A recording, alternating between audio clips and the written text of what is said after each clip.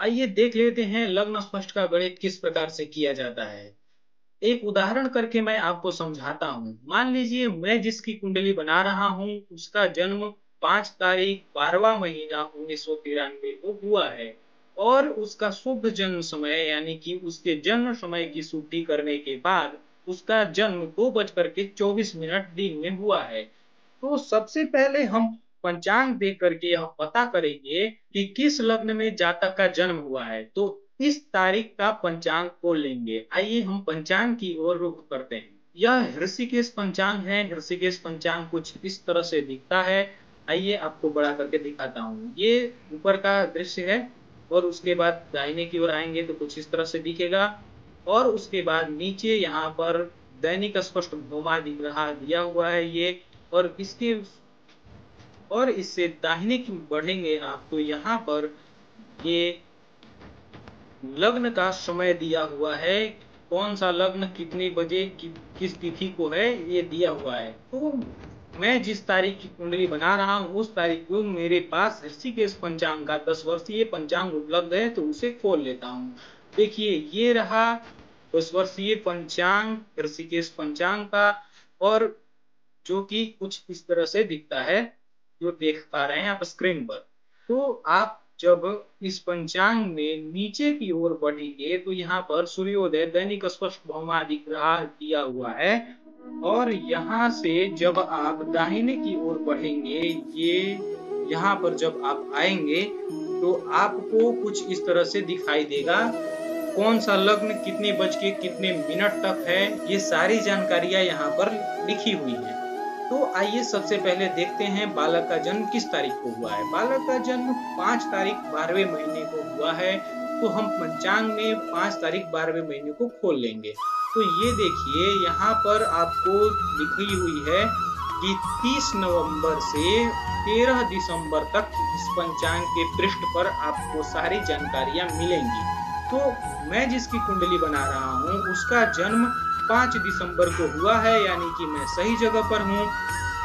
और यहाँ पर जब आप देख पाएंगे कि यह अंग लिखा हुआ है यानी अंग में अंग्रेजी तारीख और यह 5 तारीख है। अंग्रेजी का यह 5 तारीख है और 5 तारीख से जब हम बाईं ओर बढ़ेंगे यानी कि 5 तारीख ये रहा और 5 तारीख से मैं जब बाईं ओर बढ़ा यहाँ पर तो मैं देख पा रहा हूँ कि 5 तारीख के सिद्ध में ये 6 है यानी कि ये षष्ठी तिथि है। 5 तारीख के सिद्ध में यहाँ पर षष्ठी तिथि है और र यानी कि रविवार है। यह 5 तारीख के सिद्ध में यहाँ से आप देख पा रहे होंगे षष्ठी तिथि है। ये तिथि लिखी हुई है और ये वार लिखा हुआ है यानी कि रविवार।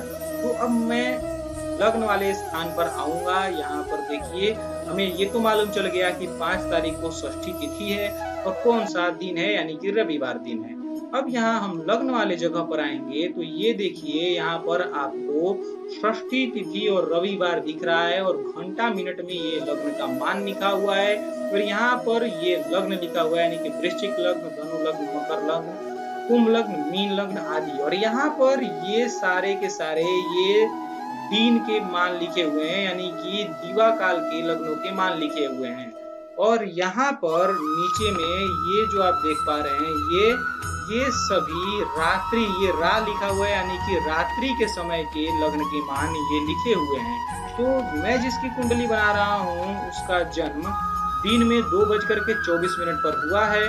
तो मैं दिन की ओर रुख करता हूँ। तो यानी षष्ठी तिथि रविवार को दिन में 2:24 पर हुआ है। तो ये 7 बजे ये 9 बजे ये 11 बजे ये 1 बजे यानी कि 1:00 पर कुंभ लग्न की समाप्ति हो गई है। देखिए यहाँ पर कुंभ लिखा हुआ है। कुंभ के सिद्ध में जब हम यहाँ षष्ठी तिथि को आए तो 1:00 पर कुंभ लग्न समाप्त हो चुका है। ये देखिए मैं आपको समझाने के लिए यहाँ पर ये अंडरलाइन कर देता हूँ यानी कि षष्ठी तिथि को कुंभ लग्न 1 बजे समाप्त हो चुका है और 1 बजे से 2:28 तक मीन लग्न है यानी कि मैं जिसकी कुंडली बना रहा हूँ उसका जन्म मीन लग्न में हुआ है।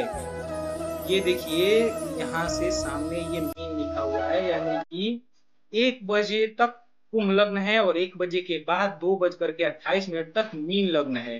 तो मैं जिसकी कुंडली बना रहा हूँ उसका 2:24 पर जन्म हुआ है, यानी कि जाहिर सी बात है कि इस समय मीन लग्न चल रही है, मीन लग्न का समय है।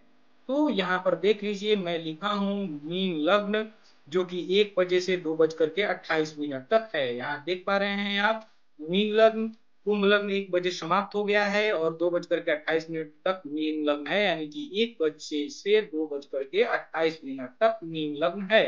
तो यहाँ पर सबसे पहले हम जितने बजे लग्न का समय समाप्त हो रहा है उसमें से उसके प्रारंभ के मान को घटा लेंगे, यानी कि 2:28 पर मीन लग्न की समाप्ति हो रही है और 1 बजे से मीन लग्न का समय प्रारंभ हो रहा है, तो हम 2:28 में से 1 घंटे को घटा लेंगे। तो आइए देख लेते हैं। मैं यहाँ 2:28 में से 1 को घटाता हूँ तो 28 में से 0 गया 28 और 2 में से 1 गया 1, यानी कि 1 घंटे 28 मिनट हमें मान प्राप्त हो गया, यानी कि मीन लग्न का मान है 1 घंटे 28 मिनट। अब हम इस 1 घंटे 28 मिनट को मिनट में बदल लेंगे, तो यानी कि लग्न का मिनट में मान प्राप्त करेंगे। तो 1 घंटे में 60 मिनट होता है और 60 मिनट और 28 मिनट को जब जोड़ेंगे तो 88 मिनट हो जाएगा, यानी कि लग्न का मान मिनट में 88 मिनट हमें प्राप्त हो गया। अब हम लग्न प्रारंभ से शुद्ध जन्म समय तक का मान निकालेंगे, यानी कि जितने बजे लग्न का प्रारंभ हुआ है और जितने बजे बालक का जन्म हुआ है उसके बीच का समय हम निकालेंगे, उसके बीच के समय का मान हम निकालेंगे।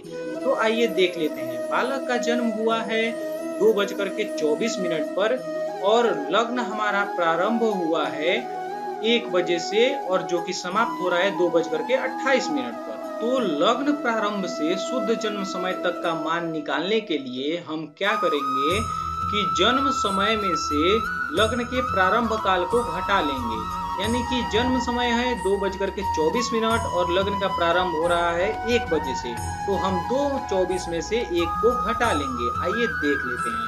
हम यहाँ 2:24 में से जब 1 को घटाएं तो 24 में से 0 गया 24 और 2 में से 1 गया 1, यानी कि 1 घंटे 24 मिनट यह हमें लग्न प्रारंभ से शुद्ध जन्म समय तक का मान प्राप्त हो गया, जो है 1 घंटे 24 मिनट। अब हम इसको मिनट में बदल लेंगे, यानी 1 घंटे में 60 मिनट होता है और 60 मिनट और 24 मिनट को जोड़ेंगे तो हो जाएगा 84 मिनट, यानी कि लग्न प्रारंभ से शुद्ध जन्म समय तक का मान मिनट में हमें 84 मिनट प्राप्त हो गया।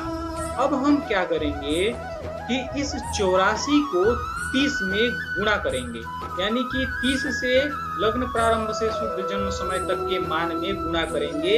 यह 30 नियम के अनुसार है।